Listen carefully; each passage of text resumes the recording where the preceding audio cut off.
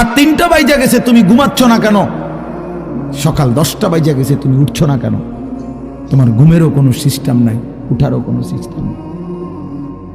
সারা রাত উলঙ্গ ছবি দেখে, নারী দেখে, জিনা ব্যভিচারের দৃশ্য দেখে নাফরমান ঘুমায় আছে। সকাল 10টা বাজে গেছে, উঠারও কোনো নাম নাই। আল্লাহর নবী সাল্লাল্লাহু আলাইহি ওয়াসাল্লাম বলছেন, খোদার কসম, নবীজি বলছেন যে ফজরের নামাজ পড়ে না সে খবিস। খবিস, এটা খবিস, খবিসান নফস। ওই ব্যক্তি খবিস, কাসলান, অলস।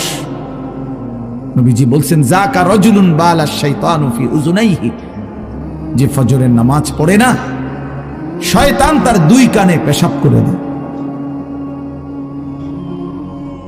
শয়তান পেশাব করে দেয়। নবী সাল্লাল্লাহু আলাইহি ওয়াসাল্লাম বলেন, ফজরের নামাজ না পড়ে যেই নাফরমান ঘুম থেকে জাগে, ঘরের বাইরে বের হয়, সে শয়তানের, ইবলিসের পতাকা নিয়ে বের হয়।